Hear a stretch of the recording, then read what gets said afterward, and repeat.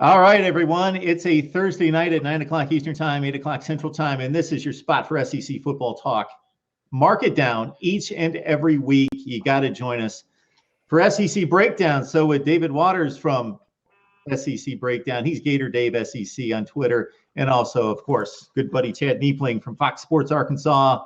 Hopefully Mike Loveall from Last Word on Sports can join us at some point. So, hey, we're right in the middle of the off season, guys, when recruiting at a fever pitch, both leaving high school, getting to college football, leaving college football, making way to the NFL, both going on right now. So we'll talk about that in just a second, of course, as National Signing Day is just 6 days away on February 3rd. But first, the unfortunate incident involving Missouri starting quarterback at one point at least, Maddie Mock.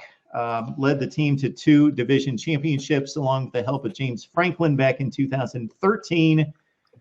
Some very condemning video involving Mock that's been released. You can find that all over the place, and he's had a number of issues during his stay at Mizzou coming into his junior season here.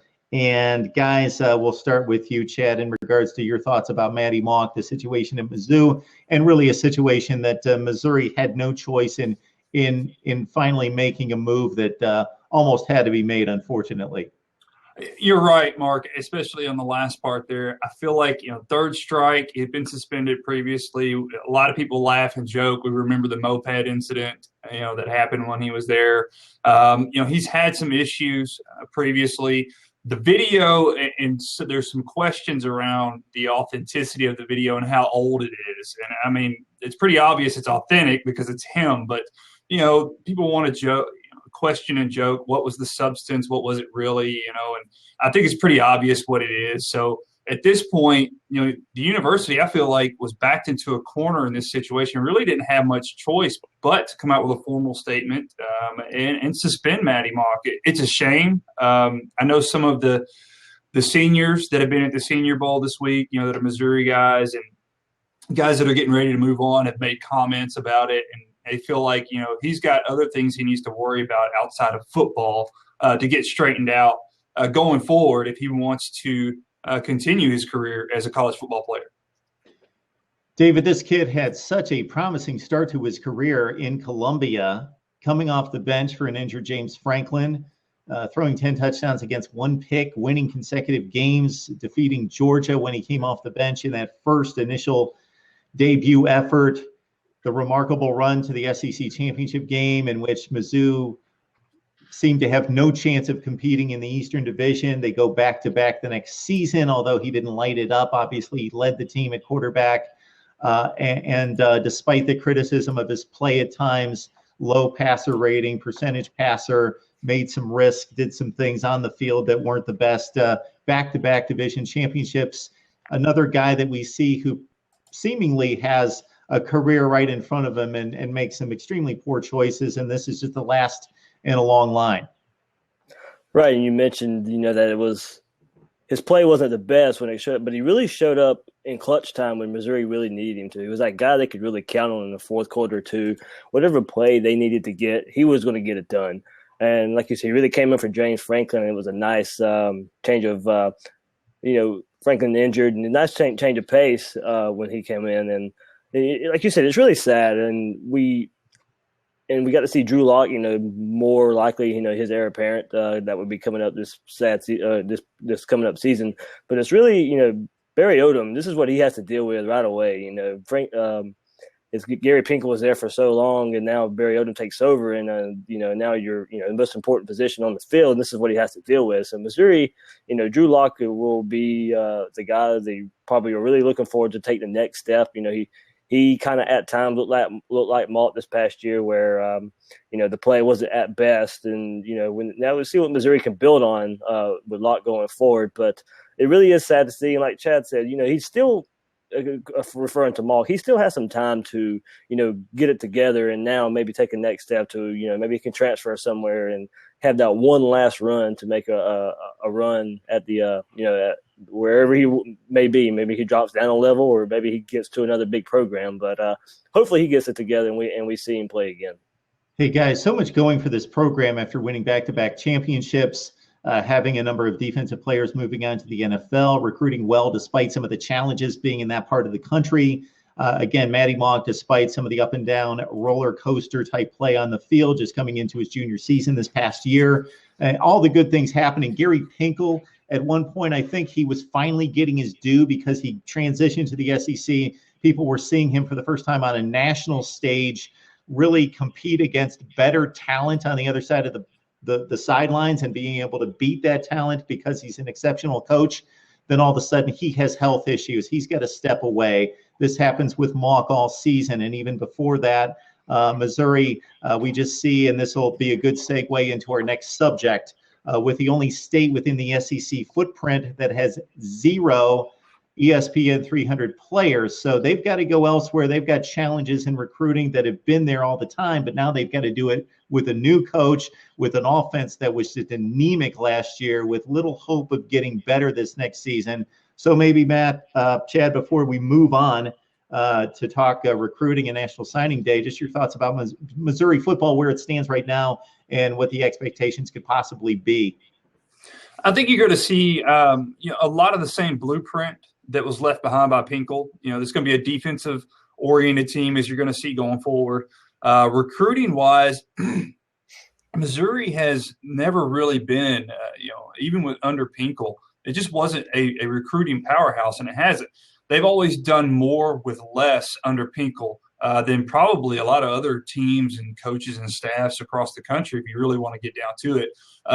Missouri has done a lot with what they've had on campus. So I don't look at their lack of having the high pedigree recruits as a negative necessarily, because they were dominant in the SEC East when they first came onto the scene. And that being said, I feel like going forward, Odom is going to try to carry that over. He goes out and gets a good coordinator, offensive coordinator. He knew he was going to need somebody with some serious experience, so he goes and gets a guy that was previously at Oklahoma. So he's going to have something to that effect where they're going to be able to continue to get the ball through the air, go after some receivers. So I think things are going to be a lot of the same. It's just with Pinkel, I think we were starting to see this last season, despite him tragically coming up with being sick and things of that nature. I think you're starting to see that the recruiting was catching up to Missouri. The athletes that they don't have compared to a Georgia, a Florida, a Tennessee, South Carolina, other teams in the SEC, starting to catch up to them. So I think that at some point, that's going to be an issue for Odom and them. And I think that, they feel comfortable with what they've got going forward as far as the groundwork and the foundation. But at some point, Missouri's going to have to start getting in there and getting, mixing it up with some of these other teams in Texas and Oklahoma if they want to get some good recruits and they want to stay competitive in the SEC. Chad, it was something else because I was running through those programs when you were listing them off in the Eastern Division. And even though the East is down, this is how good the SEC is.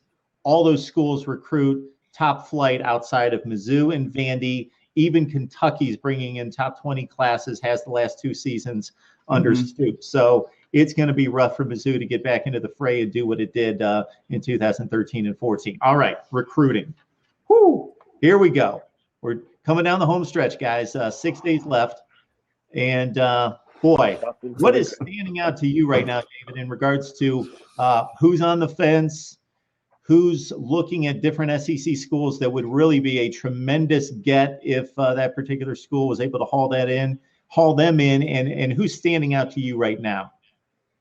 Chad and I, we kind of jumped on before the show started, and I think we both kind of agree that there's a superstar receiver out there, Tyrique Cleveland from Texas, committed to Houston right now. That looks shaky at best from what, all reports out there. He's looked at Arkansas. He visited last week, TCU, and now he's visiting Florida this upcoming week.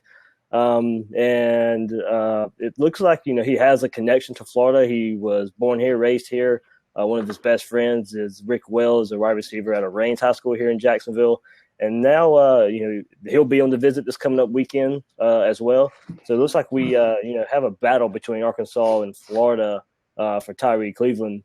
And he's a big-time receiver that both programs can really use right now, especially on the outside. You have for Florida, Antonio Callaway that he can line up opposite, so that can help Jim McElwain and his progression of his offense. And Arkansas, losing Brandon Allen, they'll need for the next quarterback coming in, they'll need a lot more playmakers. And we've seen, even though Bielema's style is ground and pound, if he can get a quarterback, they're going to pass the ball as well. So that I don't think that offense really scares any wide receiver away from what we saw Brandon Allen being able to bring. I think now we heard this morning another big 5-star out of Buford, Georgia, Derek Brown. Rumors that he eliminated Georgia, and those turned out not to be true from him. He said he's not eliminated Georgia at all. So now it looks like it still may be between a Tennessee, Georgia, Auburn battle. And I tell you what, look for Georgia to have a big last haul if coming up with Kirby Smart. They may really sneak up into the top 5 rankings in there. I think Smart, maybe keeping some of the recruits quiet a little bit, and especially along the offensive line, the guys they're committing or looking at, those guys that could be an NFL size offensive lineman if they bring those in, and that's scary. With Nick Chubb also there, so I'll pass it off to Chad a little bit, and he can see he can dive into a lot more prospects we have. But those are the two I'm really looking forward to see where they're going. Exactly. I don't have to set Chad up. I just wind him up and let him go. So Chad, what's your attention? Where's it been here? We could go all day on this. Yeah, with recruiting, here's the thing with recruiting. I get the opportunity to go on different radio shows and talk about SEC throughout the week, and with recruiting, it's just so fluid. And the thing I've learned with being friends with guys who cover recruiting as their job, within the media, fluid is actually a term for 17 and 18-year-olds who really don't know what they're going to do yet. And that's why it is so fluid, because you do have the youth.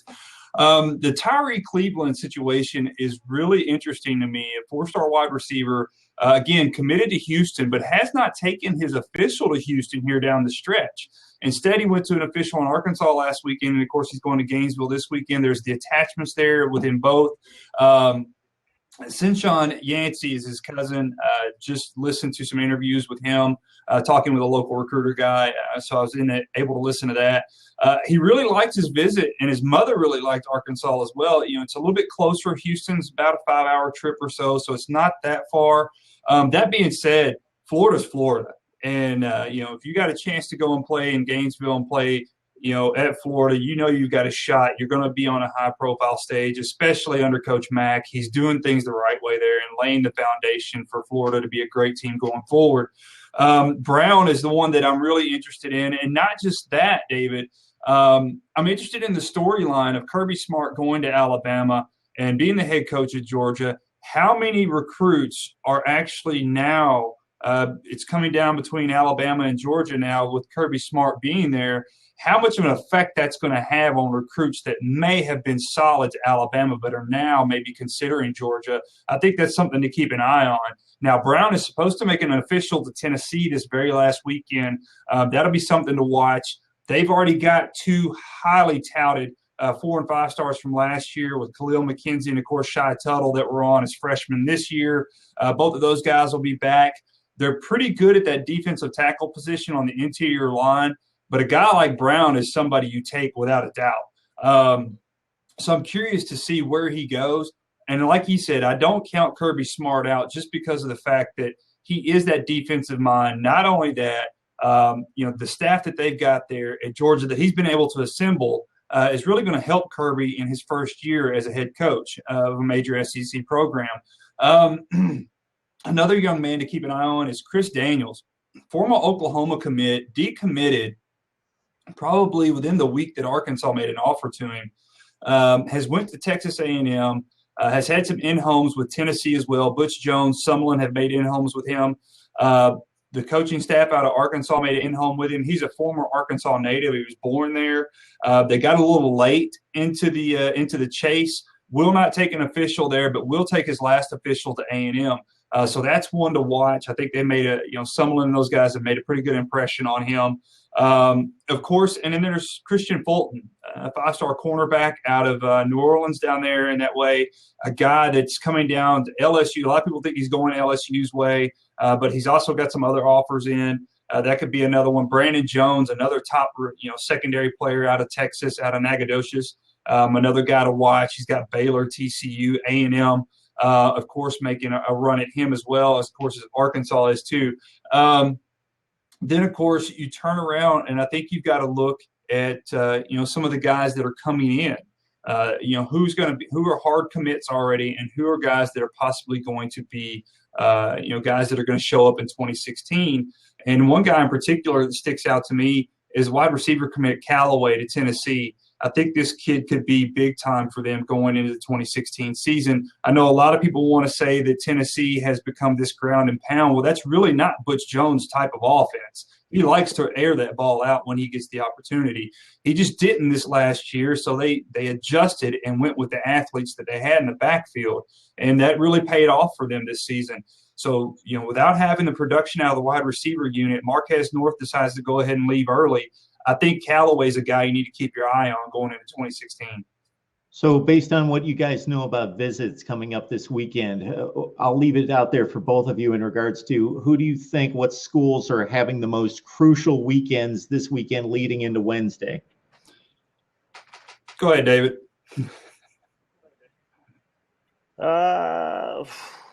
That's a good question. A lot of schools had big visits this last week. You had a lot of schools that, the second week to end. This week is it's not really that big impact. I know Alabama had a lot of big key guys last week. You turn around and you look at this week, there's not as many official visits. I think everything now, this week is more of coaches hitting the road before the dead period, before signing day. A lot of these head coaches are trying to get their in-home visits done this week. So it's kind of been low in that point. But I think Tennessee, with Brown coming in, that's a big weekend for them. Who's having the class that you didn't expect in regards to in a positive way, that if we would have been talking about this the last week of November at the end of the season, that you that's were thinking? Easy for me. That's easy. Yeah, for me too. You got to see. Can we say LSU at the same time? I would say South Carolina, but go ahead. Yeah, I mean, here's the thing, David. I don't think LSU is going to ever really drop off, no matter who the head coach is, because of the fact that just because there's so much talent in the state of Louisiana, you don't have to go outside of your backyard very much. It doesn't matter. I think us three could probably go down and join the coaching staff and still have success recruiting. But then you turn around and you look at a team like South Carolina that just completely dismantled. We watched it before our eyes. Spurrier decides to step away. I mean, I don't know that it could get much worse for a football team at that point. And then you turn around and look what Muschamp's done. He's walked in, says I've got new guys and I'm going to do things differently, and then he goes and hires pretty much the same staff. But he went out on the recruiting trail and has made a major impact. He's got guys flipping left and right.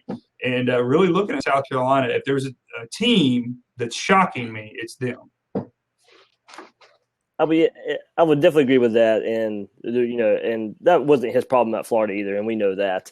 I mean, I'm only going to say LSU only because it's how well they are. I mean, and they're at the top, it seems. It's not like they're in 3, 4, 5 ranking in the SEC. They're by most rankings, they're at the top, and that's not a surprise. I just say right now it's a surprise with what went on with Les Miles. At the end of the year. Like you said, it doesn't really matter who the coach is. It's just with all the turmoil, and there's there's a ton of negative recruiting, I'm sure, out there saying, if the same thing happens again this year, Les Miles is gone. Mm-hmm. So I look at LSU just being able to still keep a lot of those the top guys coming in again with the mystery surrounding Les Miles, and that has to happen. If it happens again, and all those rumors like that are flying around, he can't survive that again.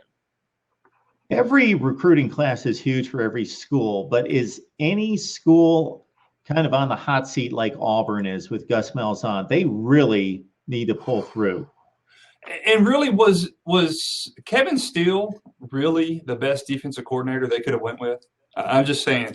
Not knocking the guy, but I don't think he was very productive at his tenure at LSU.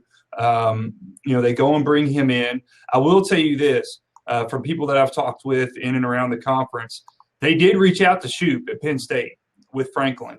And, Gus Malzahn was even going to jump a plane to go and try to solidify and get that contract done with Shoop. And Shoop told him no. That's how big of a dumpster fire it is at Auburn right now. I think that, honestly, Gus Malzahn, the writing's on the wall. Gene Chizik got 3 years, and at the end of his third-year tenure, and I believe he had a winning season his last season, if I'm not mistaken, and they still let him go. So I don't think Gus Malzahn, if he's not successful this year, I don't see him being around much longer.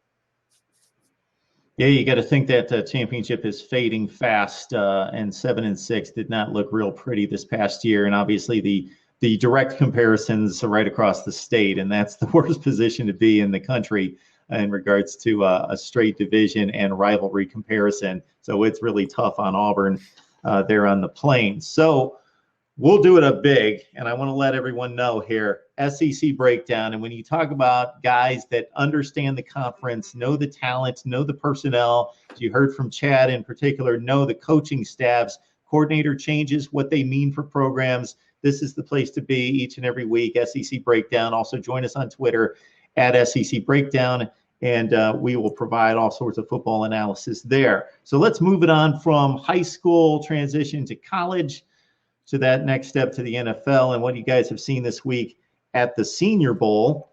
I got to say, all I saw, I certainly DVR'd a ton and watched a little bit earlier in the week. All I saw this week is somebody truck one of the cameramen, knock his shoes off, and during one of the drills. But anybody standing out in regards to what you've seen, David, as we look forward to the draft in a couple months?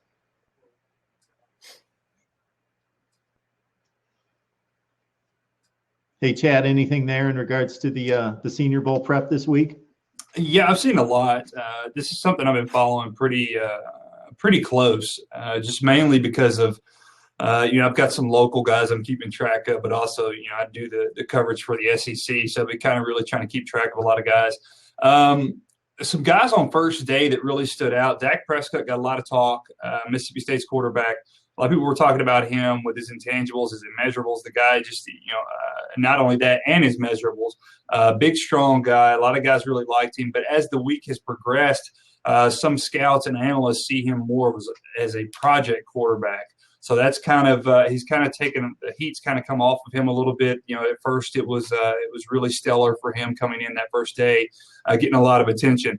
Then you turn around and you look at a couple other SEC guys out there. I look at Cyrus Jones for Alabama. He has had a big week this week, been real physical at the point of attack with receivers. He's really been businesslike. The guys from Alabama, the 5 players that are there, have been very highly spoken about this week from scouts and NFL analysts as well.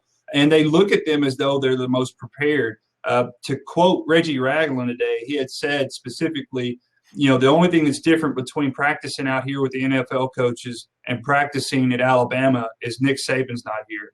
It's the same exact process. They go through a lot of the same drills. So these guys are already used to it. Reggie Ragland is really starting to show people that he is versatile. He's playing the outside linebacker position and the inside linebacker position. And at times this week, he's really done well and blown up the inside of the rush attack on several occasions. He got a hold of Drake today, and that was something he was really proud of to get his own teammate.